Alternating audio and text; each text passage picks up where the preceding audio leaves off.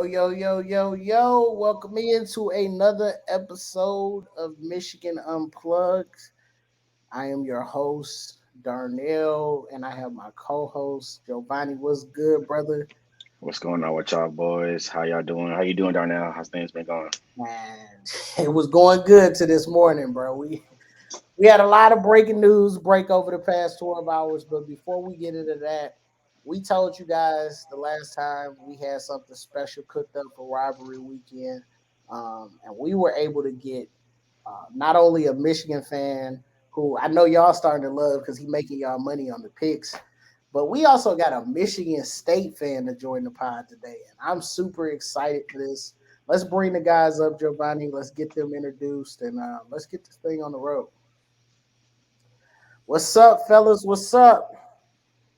Good afternoon, gentlemen. What's going on? We got my boy Blake in the building. Y'all know Blake.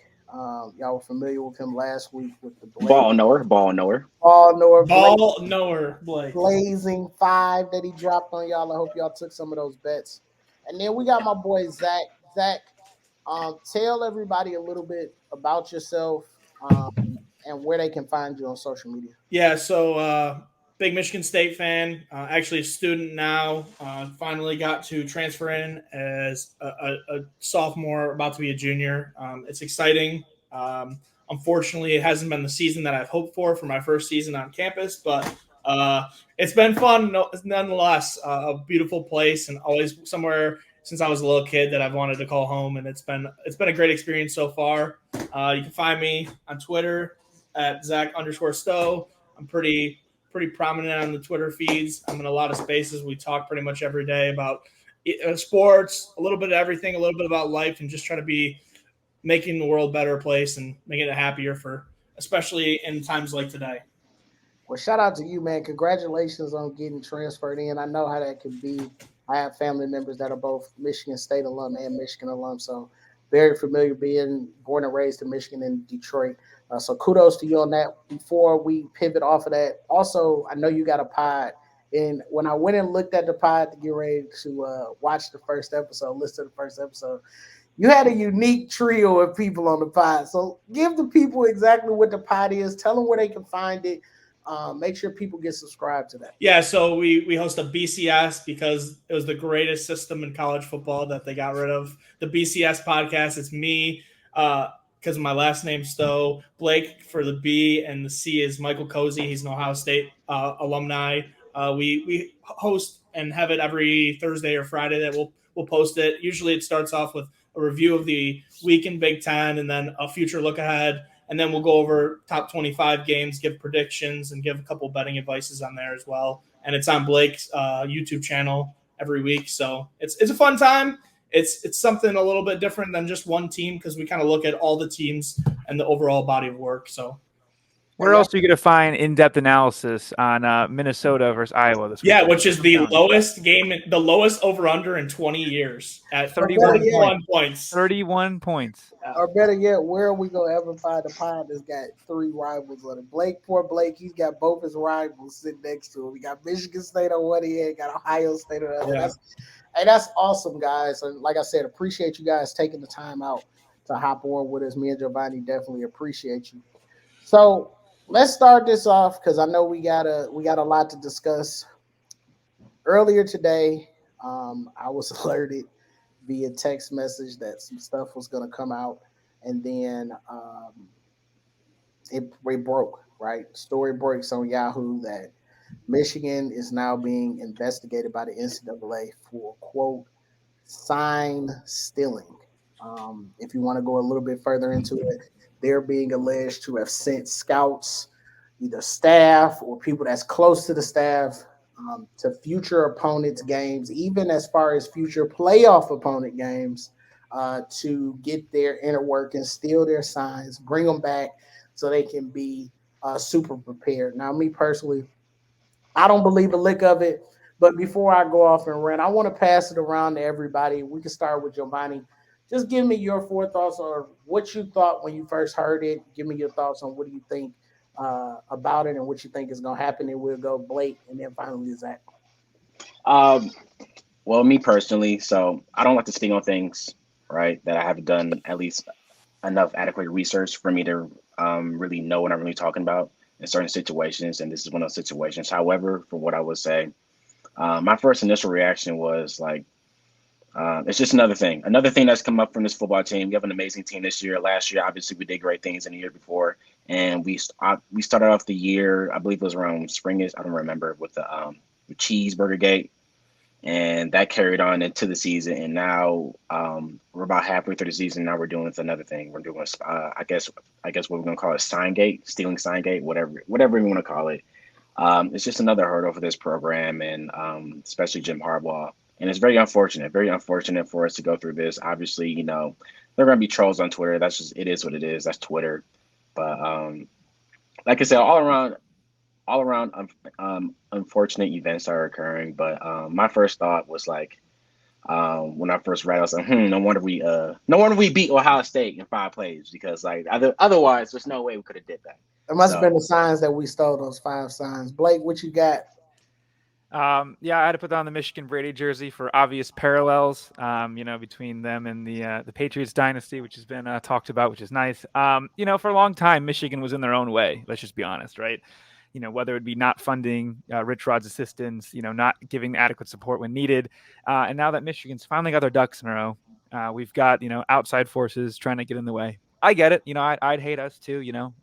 Closing in on 1,000 wins, that'd be really annoying if they start vacating some of them and making us have to do that count all over again. But from the whole aspect of it, pretty much everyone is just taking an opportunity to troll. I have no problem. Get your impressions, get your views. It is what it is now in today's society. But when you got people like J.J. Watt and Robert Griffin III coming out and being like, guys, this happens everywhere. Like, everyone's doing it. Like Evan was saying earlier, I showed a photo for the podcast. Like, you look at like Georgia or Tennessee, they have like student athletes, or that's not student athletes, like the kids that'll spray your water will like hold a big sign up so you black it out and you can't see what's going on. Like, everyone knows it's happening, and it is what it is. Obviously, I believe the technicality is the method in which it was, potentially allegedly taken, which is interesting. But I think the reaction from a lot of Michigan fans, including myself, was, when we initially saw in the morning and people started freaking out, it's like, oh, what's going on? And we finally found out it was this.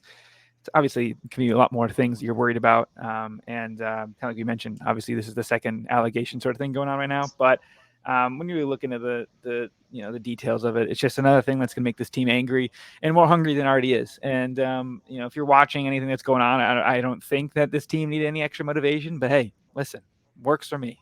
Can't complain. Yeah, so, shout out to Spygate 2.0, inspired by Brady. He probably sent Jim the game plan and said, look, this is how Belichick got away with it. So you probably should try to figure this out. So, Zach, let's bring you into this because, look, I will be the first to tell you, I will admit it right here on the pod. You, as a Michigan State fan, is one of the most endearing State fans I've ever met. Like, you was just trolled like a month ago. Yep. And you were trolled for like 2 weeks because of the coaching stuff. We won't get into that. Yeah. But now it's like, haha, Michigan fans. Yeah, I mean, there's a level of that, but there's also a level of just, is the NCAA being truthful in all their situations? They're kind of picking and choosing when teams, I wouldn't say get to the highest level, but when they get up there, they're kind of picking and choosing who they are going to start having these issues with. And if it's true, it's true. I mean, there's going to be consequences to it. But as much information that's come out, there's nothing really that is swaying me one way to being it true to not true, because it's very broad. There's a lot of things that I've seen that are just kind of already legal things to do, like signal stealing. I mean, it's not illegal. The only thing it is, if Michigan people were sent to other places to get it in practices and stuff, then I would start to question it. But I mean, there's not a whole lot of information on it so far that leads me to believe that it's one way or another yet. I mean, it just came out today. There's going to be more information that comes out. It says that it's going to be after the season. With how there's two allegations, I don't see how they don't at least address one of them before the end of the season. At this point, I think they're just kind of delaying it, and I also think this has a negative effect on things like re-signing Harbaugh. I think that as Michigan people, you get a little in distress because of the fact that you never You guys never know what's going on, and if it's not truthful, is he going to come back? Is somebody lying, or what's going on? So you'll never know until all the truth comes out, which who knows how long that's going to be. Yeah, and the crazy thing is, from everything I've read and been told, Harbaugh was signing that contract next week during the bye. So I'm assuming that's now off the table, or at least paused until they figure out what's going on with, at least until they respond. So there's going to be a period. I'm assuming the NCAA is going to send Michigan over what they have here in the next 24 to 48 hours. Michigan legal team will then, along with the athletic department, will read through it and then respond accordingly. And that's probably the next time we're going to get the real information, is when Michigan responds to those allegations. So very, very interesting. Me as a Michigan fan, look, like I told the guys before the pod started, I would be more worried, and I still am. I'm more worried about what's going to happen in these hearings in the spring with what we've now deemed Burgergate than I am about signal stealing, right? Because there is a scenario. I'm not saying it's going to happen, Michigan fans, but there is a scenario where the NCAA can look at the 3 games that Harbaugh sat out this year and said, well, that was really on you. That was self-imposed. Mm-hmm. And we really wanted to give you 7 games. So we'll take the 3 that you sat out, and then we want 4 next year. And then at that point, where do you go? Do Michigan take it?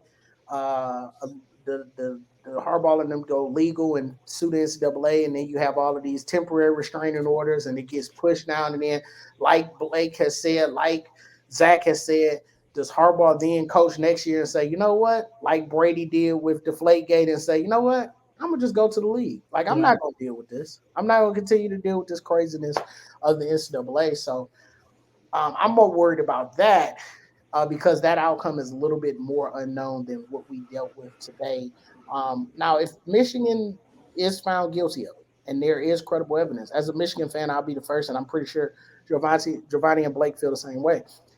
If they had a competitive advantage, then they need to be punished for it. Because that, as far as me growing up, the one thing I hated about Michigan but loved it at the same time is Michigan fans used to always, at least the older ones, Michigan does it the right way. The Michigan man thing is to do it the right way. Yeah. So you can't preach, do it the right way, and if there's issues, and then get caught doing it the complete wrong way, right? So I'll be the first to call my team out if they come out and it is credible information, right? But until then, I'm going to stay quiet on it because we have an undefeated season, and I want to enjoy this season as it's going. If I'm worried about this and that, I miss the moments, right? Because there's no guarantee that we're going to have this type of season ever again, right? We can hope for it, but every year you kind of on pins and needles. You don't know if somebody's going to get hurt, right? You lose people to the draft. And the teams are just not as good as the teams the year before, or they might be better. So I'm just going to enjoy the ride and get ready for something that I've truly been waiting on since last year. And we're finally here, right? Absolutely. Couple days away. It's rivalry week. And based upon how things ended last year, we don't have to go into that. Right? I'm pretty sure we've talked about that till we can't talk about it anymore. Mm-hmm. I grew up enjoying this rivalry. I know I'm a little bit older than you guys, but I was able to see on TV the TJ Duckett game where Michigan fans said that Michigan State had an extra second on the clock, right? I saw the Plaxico Birds games. I got to see Charles Woodson with the one-handed interception at Michigan State. So I've always enjoyed this rivalry. And so every time we play Michigan State, it's up. Like I'm super excited. But I want to get you guys thoughts on it. Giovanni, before we get breaking down the X's and O's, tell me what's a Michigan State, Michigan type game you remember? It could be a win or a loss that like it gets you excited for the game. This is kind of weird. Okay, so a game that I always go back to, right? It's always around this time where it's like, I go back and look at games, previous games played in the past. I always find myself going back to that 2018 game.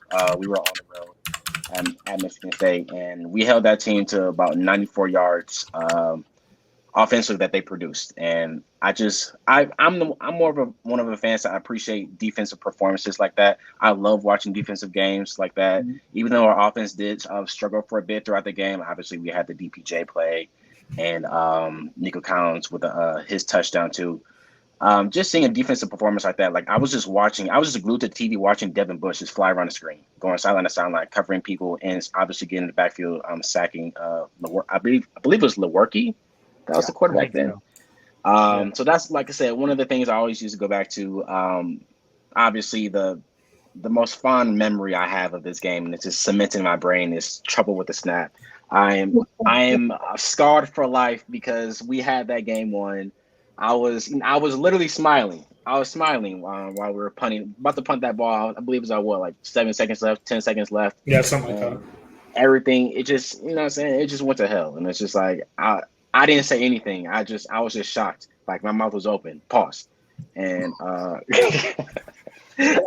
and I couldn't believe I had to process what was going on, and and obviously seeing it every year because the clips are going to come up every year around this time of the year, and it's just like, even though it did go so bad, it was still like it was a really good game all in all, and obviously see us do what we did the next year in 2018, 2019, and last year. It's just, like I said, it's really good memories to go back to.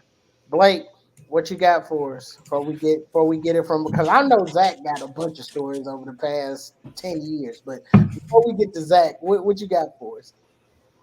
Yeah, so obviously, growing up in the Metro Detroit region, like it's a very personal rivalry, Michigan State, because you walk around Metro Detroit, you'll find one or two idiot Buckeyes, but it's not as many as the hundreds of Sparties you'll see around you. And so it didn't even matter with the Ohio State, the fact that we couldn't beat them growing up. So it seemed like the only rival we had a chance with after Notre Dame, scared and canceled both of us actually off their schedule.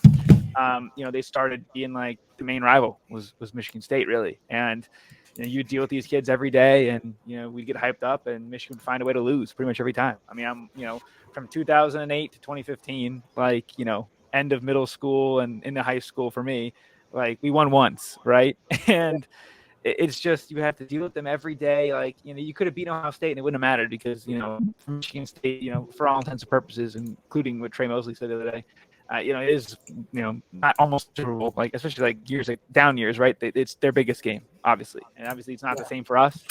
I thought 2021 was a pretty good explanation of kind of like the state of the rivalry in terms of like us and them, where it was like we lost to Michigan State and still went on and did whatever needed to do, right? So it's kind of a win-win in terms of us going on and win the Big Ten, and then game specifically that like really stands out to me.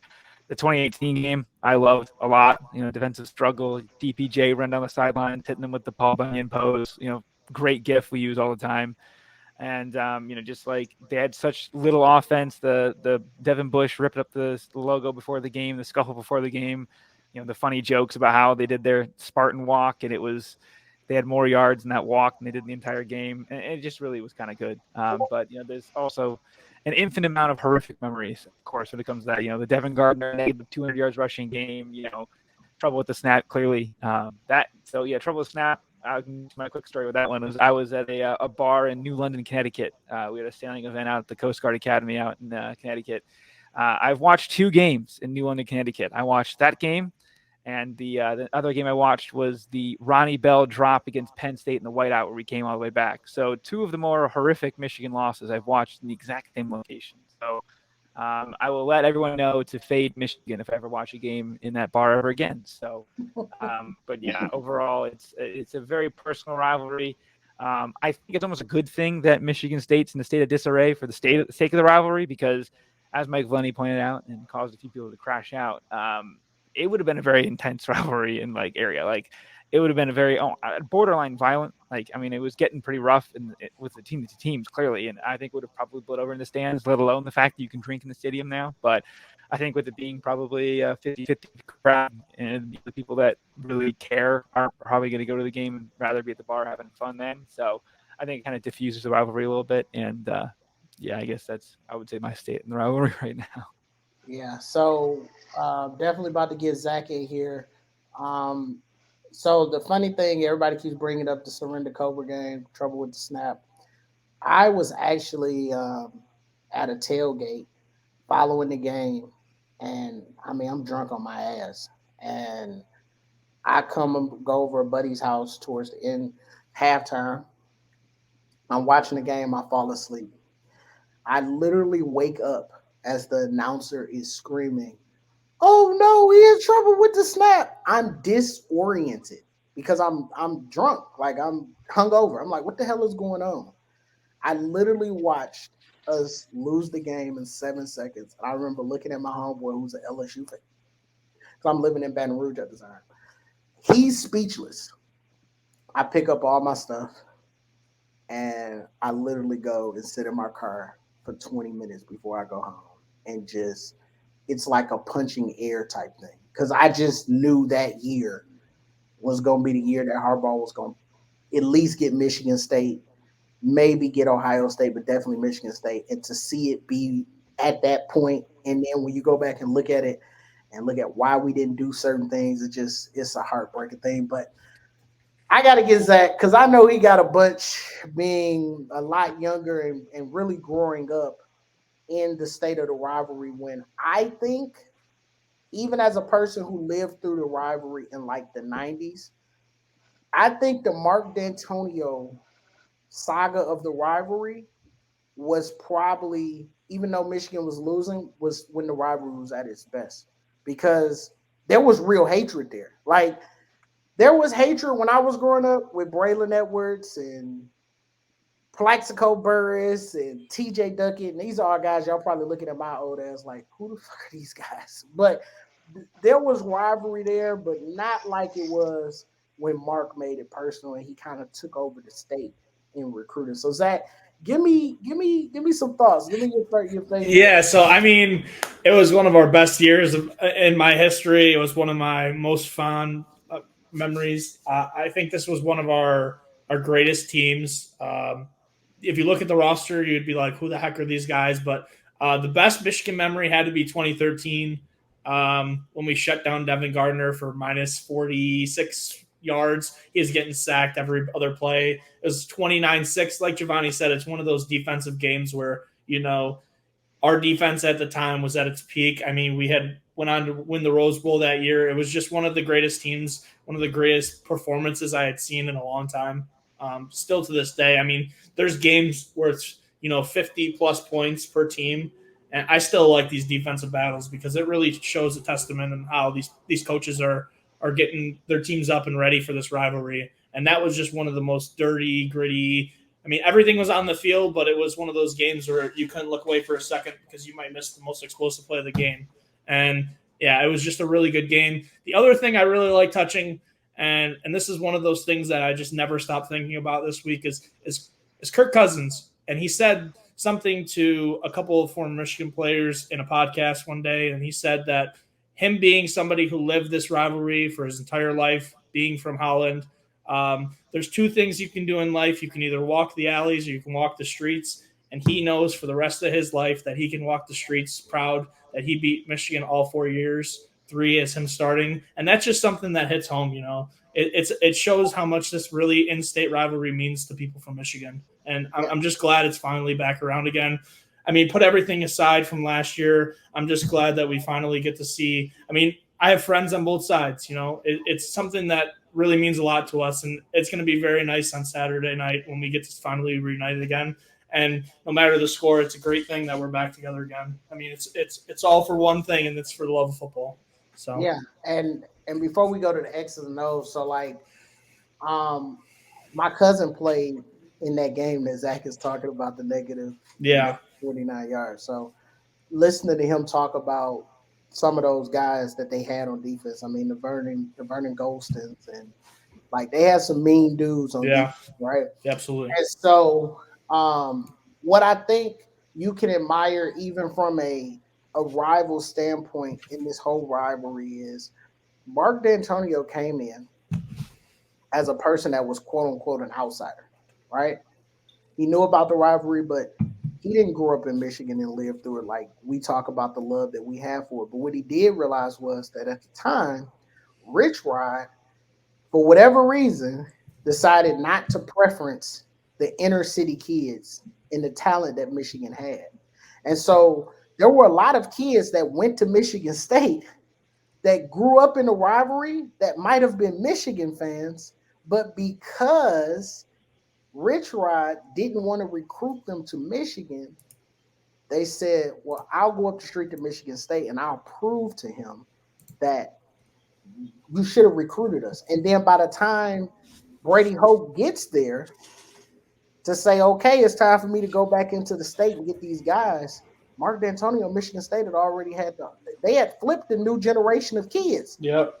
You know, me growing up, I didn't like the statement. I know Michigan State fans hate this, but the little brother comment that Mike Hart made, I wouldn't say that was what fans felt, but for a while, we just felt like it's Michigan State. Yeah. We're going to beat them. Like, we had seen Michigan State teams get up 2-3 scores on us, right? And for some reason, we always come back. The Braylon Edwards game, right? Even the Mike Hart game, we just found a way to come back. So I think that Michigan State is like, we gonna always win that game. Don't worry about it. And Mark D'Antonio, if there is no Mark, I don't think there is no Jim, right? Because Brady Hoke actually was beat Ohio State. Whether you want to say he beat interim coach or whatever, he beat Ohio State. It was a win's a win, damn it. Yeah, it was when they fired Brady Hoke. Yes, they were saying that he didn't beat Ohio State, but a lot of people was upset he wasn't beating Michigan State. A lot of people was upset that Michigan State was running the state, and they had made it to a Rose Bowl, and they had made it to a Big Ten championship before Michigan, and they had made it to the playoffs. So, like, without Mark fueling that fire, I don't know if we even get Jim back because we might have stayed status quo. It could have been a whole different ball game right now. It really could have. And there's a lot of outside people that came in and affected it in both ways. And yeah. So I respect it. But enough about the history lesson. Let's get into the X's and O's. Let's start on the Michigan State side. Zach, give us your thoughts. Who's going to take I know you guys have been swapping the quarterbacks. Who do you think is going to be the quarterback under center? And then what are you looking as far as your offense? How are you looking to attack that defense? Because you know that Michigan defense is number one in scoring. I think like 15th in total defense. So how do you think you guys are going to attack us? Yeah, so I mean, the big thing is we're going to stick with Hauser. That's kind of been made clear. It was time for a switch. Having one touchdown in 10 quarters of football is unacceptable. And if any team, a lot of teams would be laughing at that right now. Making the switch kind of was a good thing. I mean, 62% completion with 2 touchdowns last week. It was a good change. I think that the thing that I'm worried about is our offensive line. I mean, they've been shaky all year. If they can somehow figure it out and give them a little bit of time, I mean, we do have some underrated playmakers, Trey Mosley. I mean, the big problem that has been for us all season, and there's been quite a few problems, has just been turnovers. I mean, we're close to 14 or 15, third worst in the country. There's not much more that you can say about that. I mean, there's been opportunities for us to capitalize, and unfortunately, we just haven't capitalized on anything. And after everything that's happened this season, I'm just glad that our team has stayed together and they're still fighting. I mean, there's only so much you can do with what you have right now if your team just gets malfunctioned like it did. And I'm just glad that we're still sticking together. Nathan Carter should be able to get a little bit going, but I mean, in the last couple of weeks, it's been kind of rough. It all depends on the weather too. I mean, the weather seems like 60% chance of rain, so it could be a running game, which, I mean, in the long run will favor Michigan with, the power that they have as running backs. But it could be, it could be one of those sloppy games. It just all depends on what team shows up, because we've had some weeks where, like last week, where we were rolling and then it just came to a complete stop. And once it hit the stop, it went downhill. So it all depends on what team shows up. play. Before we get more into hold on, before we get more into it, Zach, were you more of a Noah King type of guy? Did you want Hauser from the No, beginning? Or? I mean, the Hauser thing was always thought of as the starter on who I wanted from before the season. I think it was kind of clear that you know the level of if somebody's older, I don't feel like they should automatically get a start, and it kind of seemed like that was the way it was at the beginning. But I mean, I give Noah Kim all his props. He came out there in a couple of games and he balled out, but it just seemed like the offense wasn't clicking and we just needed a change. And I'm glad that we made that change last week because it's perfect. 1 week of playing into the Michigan game. I think he's the youngest starting quarterback in the rivalry in a long time. So it should be very interesting. It also is going to be the first time, I learned this yesterday, the first time in history two former alumni are coaching against each other in a game. That one that went to Michigan State and one that went to Michigan. So it should be pretty interesting. It's a rivalry game. You never know what you're going to get. I mean, the spread shows Michigan's the dominant team. They have been all year, and you just never know who's going to show up, type of thing. And I'm hopeful, but I'm cautious. I mean, yeah, I'm there's not a lot going of Devin Brown, Kyle McCord similarities between the two this offseason because I followed the Michigan State stuff a little bit closer as well, and the fans kind of were all on board that they wanted Hauser, but kind of accepted the fate that it was going to be. Yeah, I mean, there was no negativity towards either quarterback. It's just when you start not performing, especially like in the Iowa game where our offense kept stalling and we had the opportunity to pull away and we just kept stalling. It was time for a change, and it's good that change is good sometimes, and I think it's good, especially with him being a young guy going into if he stays next season type of thing. And this is a learning experience. I mean, a lot of the kids on the team, I'm not 100% sure what number, but a lot of people aren't from Michigan anymore. I think it was more of, like you said, in those D'Antonio days, it was a lot of kids from Michigan. And I don't know the exact number, but it should be interesting to see if the people get up for this rivalry, especially because it seems like a couple key players are fresh and new and weren't at that game last year. Okay. Any other questions y'all got for Zach on offense versus our defense? Nothing much. I just know that we've kind of shown a little bit of, I guess you could say, teams be able to move the ball a bit on us early. I think that Nate Carter is probably the best running back I would say we faced yet this season, and I think that I wouldn't be totally surprised if he got a few first downs on the ground early. But as we've kind of seen, we've really tightened it up over the last few times. Like I remember against like Minnesota, even Indiana, they're kind of moving the ball on us early. So I would not be surprised if Michigan State scored in the first quarter. But like we've seen, we must get those signs. We must get those signs in post second quarter. Yeah, exactly. Well, once the scripted plays run out, we really tighten things down. So.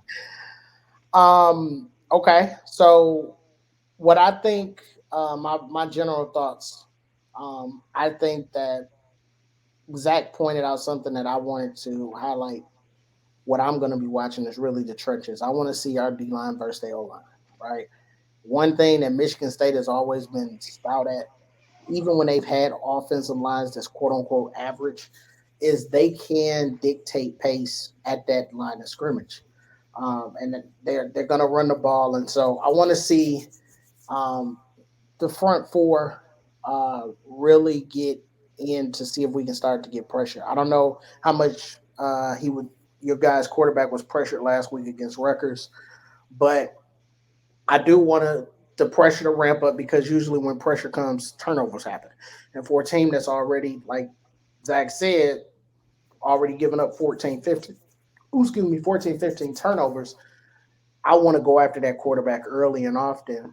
There's no Keon Coleman this year to throw the ball up to like they were last year, but I do want to ask Zach, who is you guys Keon Coleman in the pass game? Because I even in rain, I feel like you guys are gonna have to pass. If I'm Michigan, I'm going to make Michigan State beat me through the air because you have Nate Carter, right? So I'm going to load the box and make you beat me through the air. So what are you guys looking at, tight end receiver wise? I think the big guy, Malik Carr, is going to be a key factor. I think he has had a couple of good moments in games. He got hurt after having 5 or 6 catches against Iowa, and he was the big big factor that kind of got 12 yards of play, and unfortunately he got hurt in that game, which could have kept us going. But Trey Mosley, he's kind of Mr. Reliable. I mean, he doesn't really have many drops, and I'd like to see a couple of guys, Alante Brown step up, because I think he had a drop last week, if I'm not mistaken.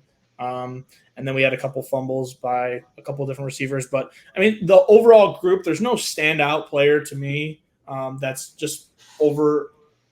Like, everybody's kind of right around that 200, 250 receiving yards per receiver. So it's kind of more of just the group. I just like to see less turnovers, which we had one or two last week on the fumbles. And they were great passes. I mean, the offense started driving.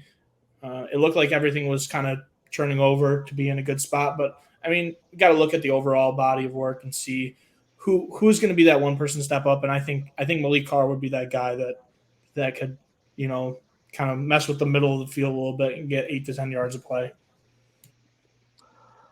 All right, so let's switch over to you guys' defense versus our offense. Let's I know for me, I'm gonna worry about you guys. I want to see what your front four, maybe really your front seven, how stout they are, because Michigan is going to attack you guys. I think on trying to run the ball. It's supposed to be cold, night game, potential rain. That spells to me on a grass field that Michigan is going to dominate in the trenches. So, who's some of the standout guys you got up front, and then Giovanni Blake? You guys can kind of pick out some questions, maybe dealing with the back four, the back half, because I do know Michigan's going to try to pass the ball too. Yeah, I mean, the big leader that I love that's stepping up is Jordan Hall. A freshman that's stepping up in the middle, who his ratings on Pete Pro Football Focus or whatever. I mean, we don't really go off that anymore, but he stepped it up so far. He's one of the key players I look out for. He's all over the field. Cal Halliday, of course. He's kind of been struggling at some points in the game, but he's done pretty well. Unfortunately, one of our key players, Jacoby Wimman, he's out for the season, so that's going to be a huge loss. But I mean, it's a young team. I mean, we're starting a couple freshmen, a couple sophomores, especially in the back, which you kind of mentioned.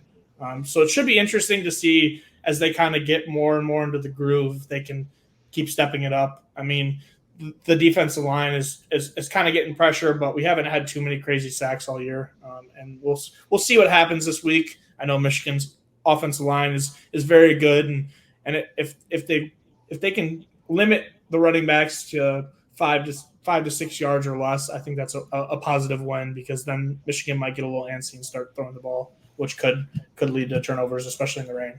I was gonna say, in comparison from this year to last year, how do you feel like your DBs have been performing? Yeah, so I think it's a huge step forward. There is a lot of turnover. I mean, like I said, a couple freshmen, a couple sophomores now are starting.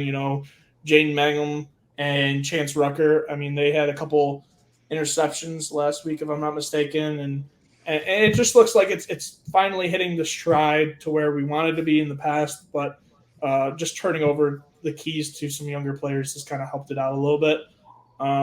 Unfortunately, the games we played against teams that pass was Washington, and that's one of the games where it's like they're just where you guys are in the top 5 in the country. So, but they throw the ball 95% of the time. So eventually you'll start to see breakdowns, and we just had no answer for that type of game. But we'll see what happens. Blake, you got anything? Got any questions? Yeah, I would just say we've kind of seen the emergence of more than just Roman Wilson the last few weeks. Obviously, getting some of the younger guys involved. I would love it too. I always think about my favorite player in Michigan in the last few seasons was our guy Andrel Anthony. Obviously went crazy against Michigan State, and thought he was going to be the next thing. So maybe we'll have a few freshmen do a similar thing. Some younger guys get some reps and get in there, and just like we've kind of said the last few weeks, just business-like approach, in and out. Let's get to the next week and win the bye week. Paging Samaj Morgan, line 1. His dad had some good tweets today. I'll tell you that much. He's got me fired up. So I'm not really worried about special teams in this type of game. Uh-oh. I mean, I am. I Oh, mean, well, I guess if anything like last week shows up again, I'm gonna be stressed as all heck because it was just an interesting situation. I mean, special teams unfortunately, I would say lost us the game. Yeah, tell them what Uh, happened in Rutgers game. yeah, yeah, the big one was a trouble with the snap esque play where it's pouring rain and the punter fumbles the ball in the end zone. They recover. Mm. And then 8 minutes left in the game, we line up an onside kick formation, and they run a squib with one guy deep, and he drops the ball, and they get a recovery. It's just I don't want to blame the players. There's nothing wrong with that. They It, kicked a it 70-yard onside kick, yeah, basically. they kicked a 70-yard onside kick. There's some issues that I Insane. mean it's just one of those seasons we can't seem to get anything right. So But your kicker's good though. Your kicker. Your field kicker's yeah, pretty good. Mr. Kim, he hit what a 56-yarder or something. Yeah, dude. He's a, He's he's got good. a cannon. I don't know why North Carolina got rid of him. Yeah. Insane. But I think when it comes to games like this, obviously it's a rivalry. We know what each team brings to the table in terms of hate wise, what we feel about the other team. We know what happened last year. With this being on the road, right? Michigan so far, right, with the two times we've been on the road against Minnesota and against Nebraska, right? We came out and we've executed on offense and defense at the beginning of these games to where we're able to put ourselves in position to where in that second half, or even going in at halftime where we're up about double digits, 10 to 14 points, and then we're able to step on their throats to where that crowd is already out the game. By the time we get back on the field, and it's all about execution. And obviously, going into this game, it's going to be a lot more energy Michigan State's going to bring to the table.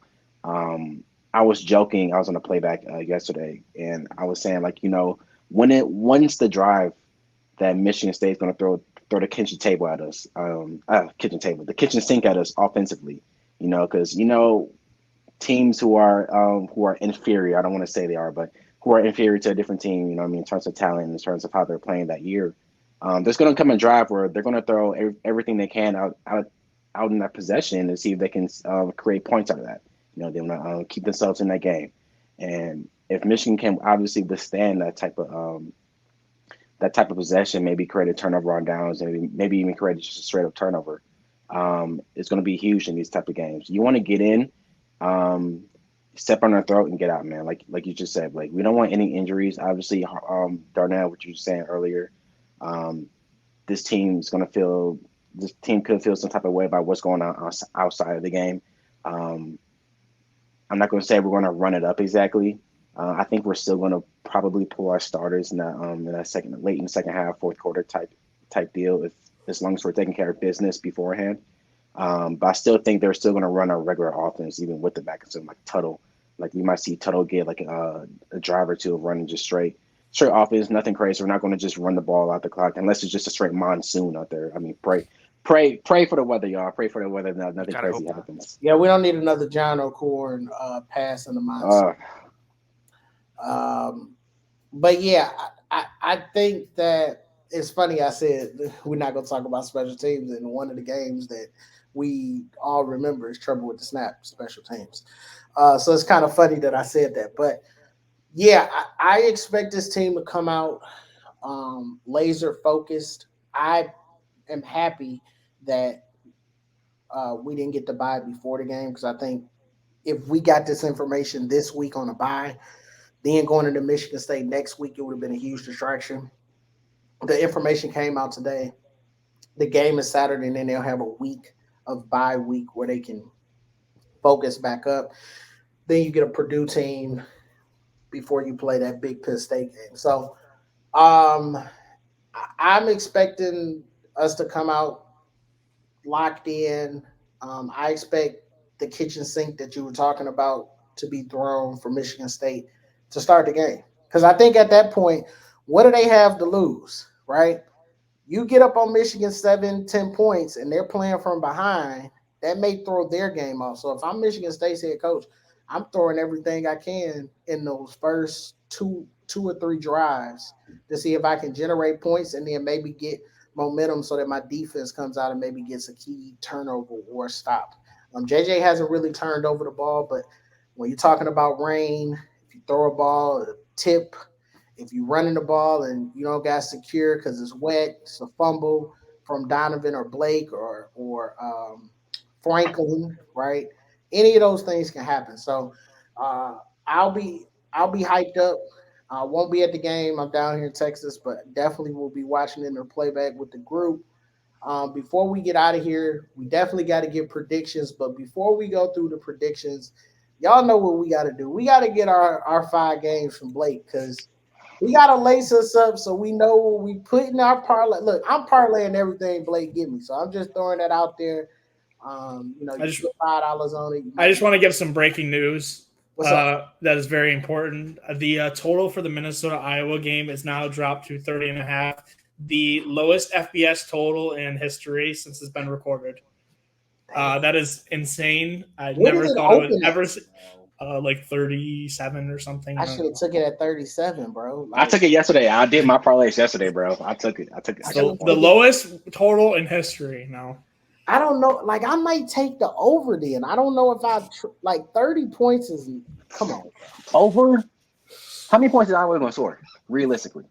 I think the game could be like a 17, 13. That's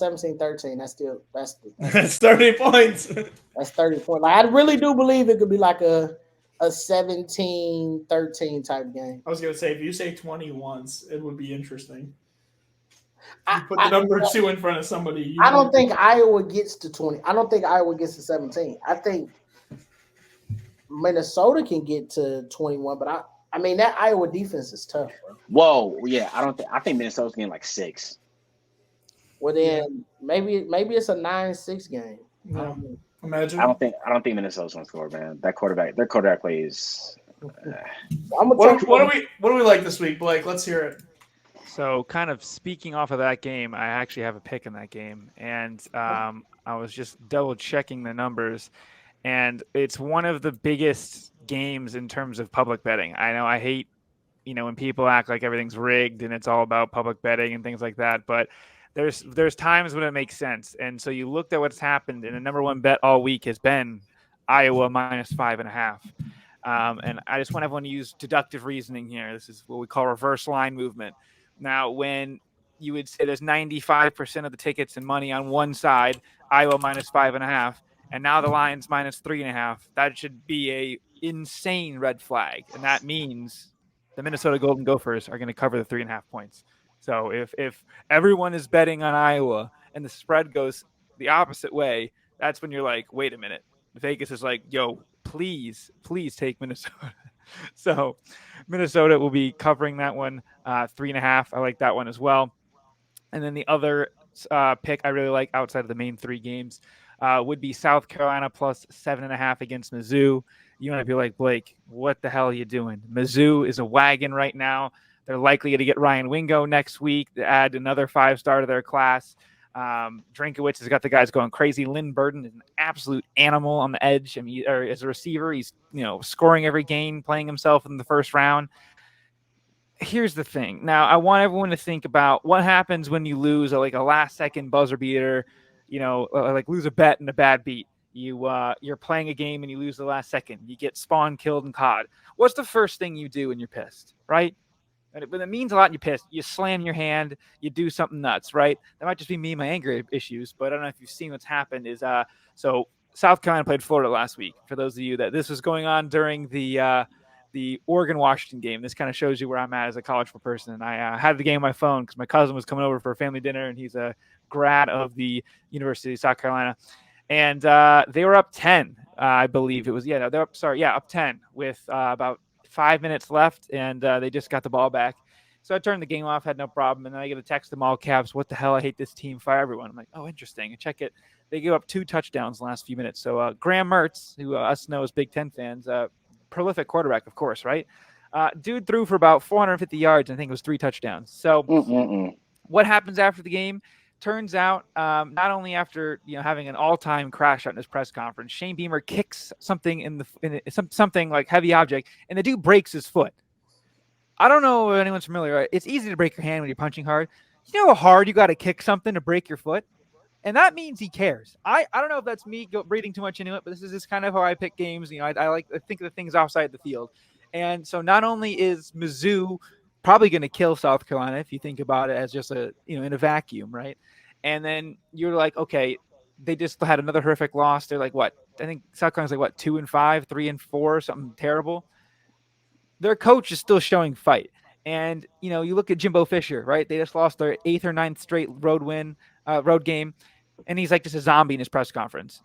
The fact that he's at least, Beamer showing up and it still has fire and emotion, this is probably like a last stand type of game because you beat I'm imagining Mizzou's ranked. I haven't really looked at the rankings yet. The only poll I care is the TK poll, and they're ranked in that one. So when you look at that, it's like, okay, they've got a little bit of fight left, and any juice they have is going to happen this Saturday. And 7.5 is probably too little points, so you got to take it anyway for that double there. So that's my only play outside of that.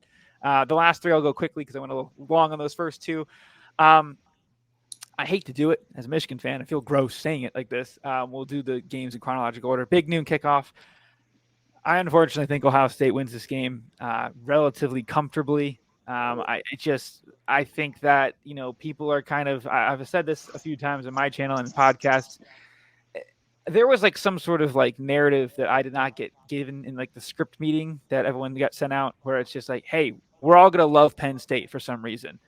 Listen, I have no problem loving Penn State. I like them obviously more than Ohio State. I will be rooting for Penn State. Let's not get that twisted.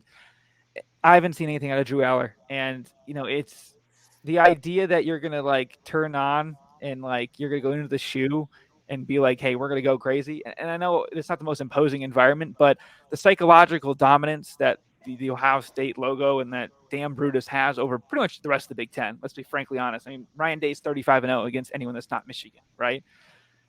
I just think that the biggest advantage is on the sidelines, and James Franklin masterclass, and that's me being insulting to him. Again, I would love to be proven wrong, but we're going to take the 4.5 points, and I think Ohio State has no problem because again, like last year, Penn State gave it their all, and they still lost by 10. I know it was a bullshit backdoor cover, but guess what? You still cash your ticket. For the 3:30 game. Now, I know I am inherently biased towards Tennessee. I will be taking Tennessee regardless. I think this team is completely built to beat Alabama.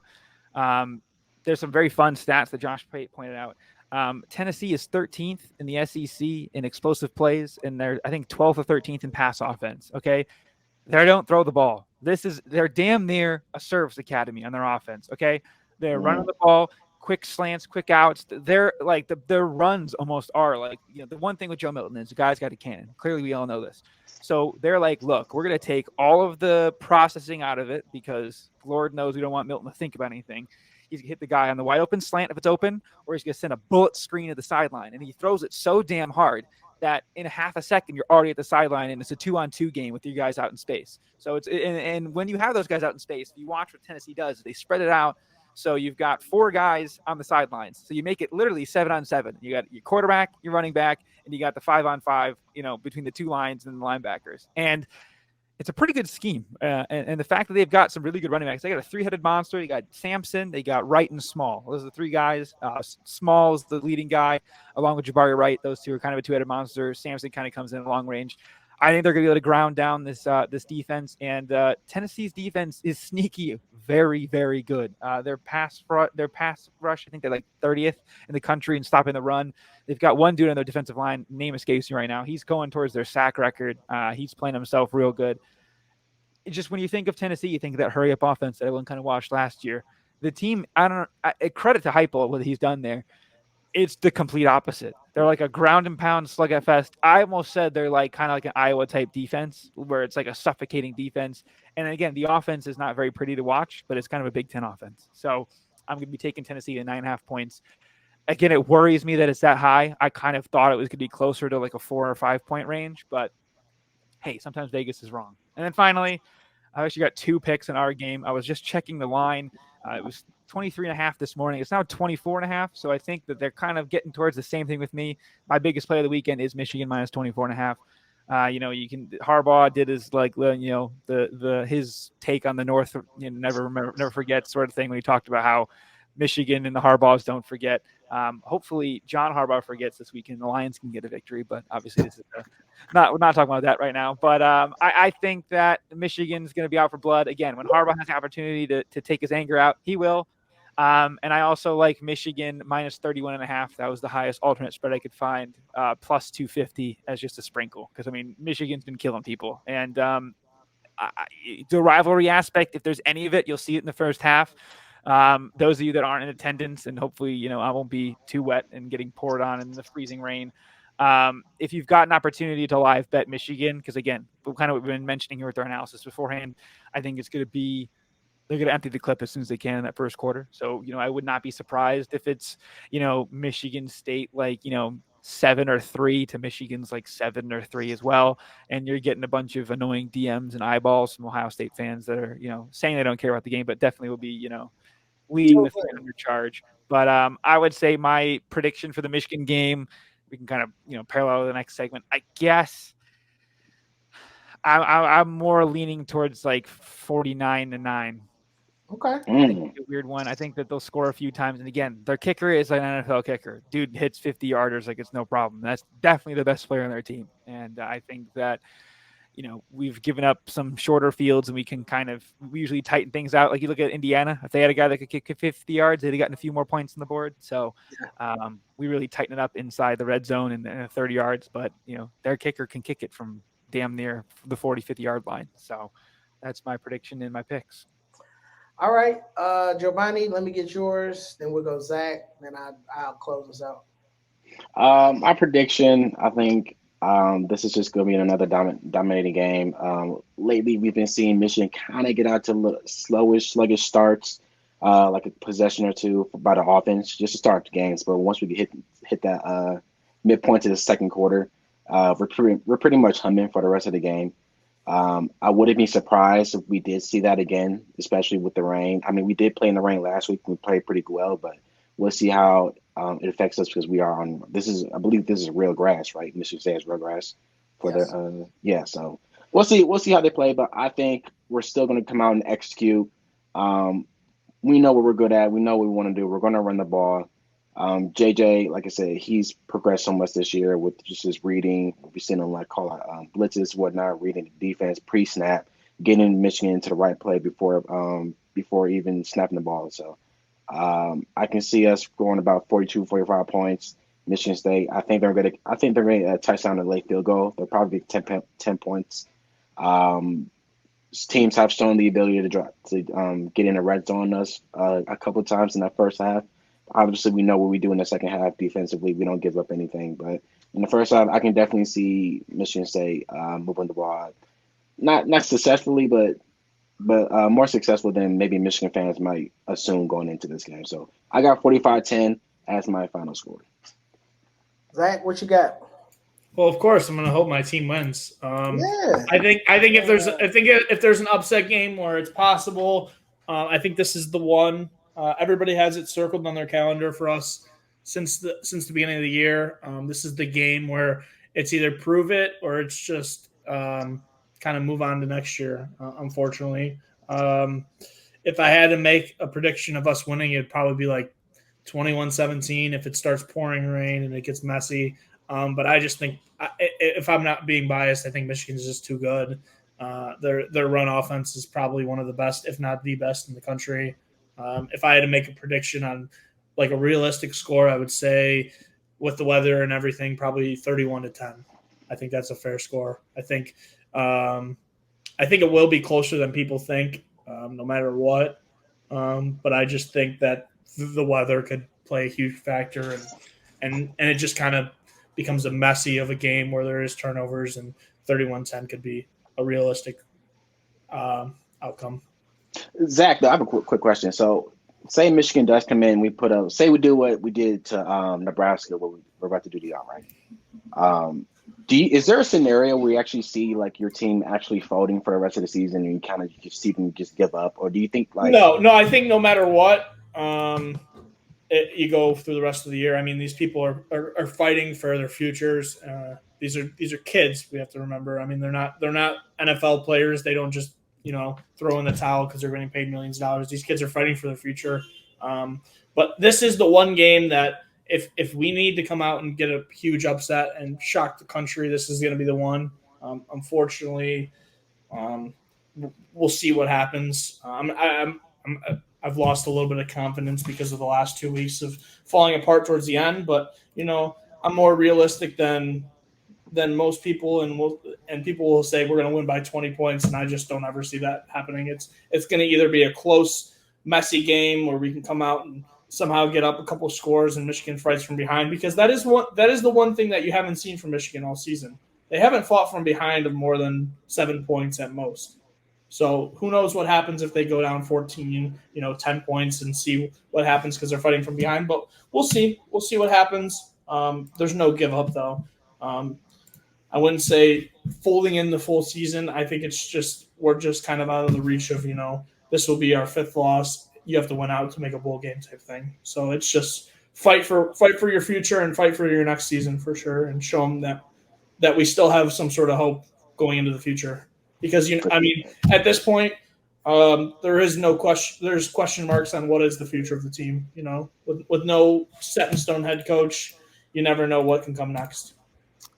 Yeah, so I'm gonna go with there's something in my mind that it keeps me at this number. I'm going 52-7. I think Michigan State gets an early touchdown, just like Rutgers did, just like Indiana did, or even the hell Nebraska. I think put up some points too. I think 52-7. I think this team is dialed in. And I don't think that it's going to be all on J.J. McCarthy and Blake Corum. I do think you will see Tuttle in the game running Michigan offense with some of the ones in late in the third, early in the fourth, and we score late on a couple drives. The last thing I want to bring up as an outro joke, and I wanted Zach's comment on this. So there's Blake know what I'm about to bring up. So MSU propaganda puts out a tweet today of him running around the airport looking for Urban Meyer. Zach, quickly, what's your thought? Do you want Urban Meyer as your coach? Do you think that is possible? I just want your thoughts on it real quick. Yeah, when I saw you laughing at that tweet, that is one of my favorite tweets that has ever been posted. It is straight comedy. Yeah, absolutely. I'd love Urban Meyer as my coach. Am I realistic? Yes. Do I think that we have potential? We have the keys to what a coach would want to come into? Yeah, absolutely. I mean, the facilities are there. The funding of the alumni and everything that you would want is all there. We're at that point in the season where we're waiting just over a month to see if any true information comes out, because it's all he says, she says, everybody says. But I would absolutely love Urban Meyer as the next head coach. Do I think it's a realistic thing? Some may say no, but I believe it is. But we'll see what happens. You'll never know who's going to want to walk in that door and be like, I can change this program. And there's a lot of people in this world that hate Michigan and hate Ohio State that would love to get a little bit of redemption and beat them up down the road. So you never know who's going to walk through that door. All right. And before we get out of here, before we do the outro, I know Blake, you already said your thoughts. Guys, we have like one of the biggest games in the country coming up this Saturday, Penn State, Ohio State. I call it battle for third place. That's what I nicknamed it myself. But what is you guys' thoughts on the game? What do you think is going to happen? I mean, this is a big game that's going to send ripple effects throughout not even the country, but mainly for the Big Three and the Big Ten. Yeah, I mean, I can go first. I think it's going to be one of those games that we always love to watch in the Michigan State that we saw in so many years in the past. It's going to be a defensive battle. I think it's whoever makes mistakes first is going to lose the game. Both young quarterbacks that are getting their first true big game. I mean, Ohio State played Notre Dame, but a true Big Ten rivalry game that should tell a lot. Personally, I think people are still sleeping on Drew Allar. He has the key moments that Penn State really wanted. And I think that with their run offense and their defensive line, I mean, look at it. Look at the weakest link on Ohio State's offensive line is their tackles. And two of Penn State's best defensive players or their defensive ends.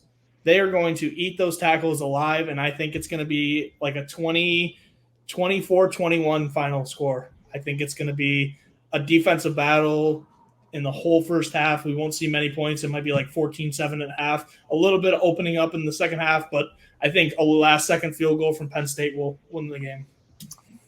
Yeah, I'm with Zach. Look, I hate to bring up my rivals, but I could very much so see this being like an MSU, Ohio State 2015, 2014 game where the walk-off field goal, the kicker is running down the field doing the rock and roll celebration. Like, look, I've told Ohio State fans this, and they will not openly admit it, but they know it. Kyle McCord's pocket presence is alarmingly an issue. And when you're going against a team where their tackles are not on an elite level or even good level, because I don't even think their tackles are good, right? And you're going against elite defensive ends who they lead the nation as a defensive line in sacks. That serves up a recipe for disaster. And I have not seen Kyle McCord get mobile enough to make me feel like they won't get to him. Now, if they're able to get to him and now he's getting hit and he starts to maybe fumble the ball once or twice and Penn State gets it, I think Drew Allar will do enough for them to at least put points on the board. So then the next question is, do I feel like Ohio State can get those passes off to Marvin Harrison Jr. in time before McCord gets sacked? And I frankly, I don't know that. To me, Penn State looks like on defense, they look like Michigan 2 years ago with a Jabo and Hutchinson, right? And you got those ends flying, and they got a defensive tackle that's good too now. And then they got people in the back end with Kalen King and the safety they got who can kind of lock some things out and make some things difficult. Kyle McCord, those picks, those almost picks he threw against Notre Dame, they're picking that off at Penn State. So both quarterbacks are going to have the best game of their career to this point in order for them to win the game. I personally believe, I've been going back and forth on this all week. I personally believe that Zach's score makes sense. I just think that score is probably going to be Ohio State and not Penn State. I think this will go down as a 21-all game, and then Ohio State kicker will make a game-winning field goal, unfortunately. I'm not ready to crown Penn State until I can see Allard throw the ball consistently down the field at a consistent rate. And it's the reason why I believe that eventually when they meet us, they won't beat us, right? Because in order to beat, we're not going to let you run the ball. And Penn State hasn't been that good running the ball this season anyway. But then you go up against a team that's going to stop the run and make you push the ball down the field. I believe that's what Jim Knowles is cooking up on defense. He's going to make Drew beat him down the field because he knows Drew is comfortable with taking the check down stuff. And they're going to take that away from him. So I'm with Blake. This is going to probably – I don't know about the point spread. I don't know if they cover the 4. But I think this is a 3-point game. And you know with a 3-point game, one turnover go the opposite way, and instead of it being 24-21 Ohio State, it's 24-21 Penn State. So I'm excited for the game. I don't think last year I was either. I've never been nervous for a game that my team is not playing in, but like I'm nervously excited to watch this because the Big Ten always get shitted on by the other conferences like we don't play real ball. And we're about to put on at 12 o'clock 2 of the best teams in the nation playing. So, Giovanni, shout out to that name. It is the place for third place because I think Michigan beats both teams. And at that point, one of them will have 2 losses and they'll be in third place. So, shout out to you for coming up the third place game. Anything you guys got for us before we get out of here? No, I think we're good. I'm very excited. I can't wait to see some of you guys this weekend. It should be a fun time coming into our town, and we'll have a great time. And at the end of the day, it's a football game. We'll still be friends afterwards. So, Facts. and it was. I think thanks a lot for letting me come on here. Absolutely, Man, it we was a thank great you time. for coming on, bro. You're welcome to come on anytime. I know me and Giovanni are going to talk Michigan. Even though I'm a Duke fan, we're gonna talk Michigan ball. So definitely in the season, if you want to come on and talk basketball, we love to have Absolutely. you. Basketball should be very, very exciting this year. I would say there should be more to talk about for basketball for you. Yeah, I mean, there's always football to talk about, but basketball. I mean, hey, we're coming for Duke. We're coming. Hey, The game's already circled on my calendar. We're coming for Duke. We're gonna be ready when y'all come. We also, guys, for the people that's watching the pod, we might have something special coming to y'all for the playoff ranking show. So look out for that. We're gonna try to put that together, and we appreciate everybody for tuning in. Make sure you guys like, subscribe to the video. Make sure you guys go over to Blake's page, like, subscribe, follow their pod. I listen to it. It's a different aspect of it. Like I said, I think it's unique that they got 3 rivals on there. So shout out to you guys. Keep the grind up.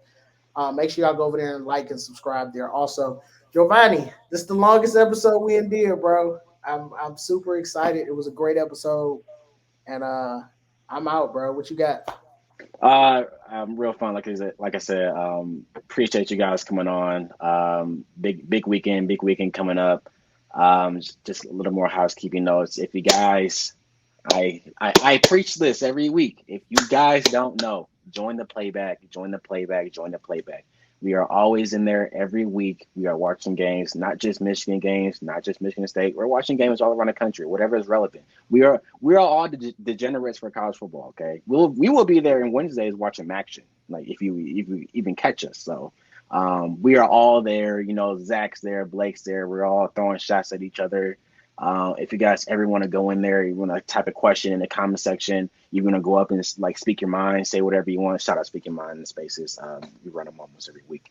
You guys ever want to have, like, you know what I'm saying, just comment Discord. You don't have to just talk about Michigan. Talk about anything you want. Just go up there. It's a vibe, man. It's real fun. And especially when we're getting to those close games. I mean, this Penn State game, we're going to be glued to Penn State Ohio State game. We're going to be glued to the screen, man. We're going to be screaming and yelling. Obviously, we're going to know who's going to be betting on what. You know, we're going to be cheering for points, like me and Zach was doing the other week, which is really cool. So, like I said, guys, join the playback if you guys can. It's just a real cool time. And other than that, Blake, I don't know if you had anything else to say before we get out of here. Will Johnson pick 6 guaranteed. Let's go. Put on them buffs. You see Blake with the buffs on. Blake got the buffs on, baby. Nasty. I love it. I ain't gonna lie. The picture with Mason Graham with his club, I ain't gonna lie. That's the hardest pick I've seen. That's the hardest one I've seen with when they took a turnover picture. Michigan defense anytime plus 290. Oh, right there. Okay. Y'all see y'all getting the sprinkles in at the end. So little gem. That's for everyone that stuck around at the end. There you go. Yeah. Exactly. All right, Little gem. It's been unplugged. We out. We out. See ya. See ya. See ya.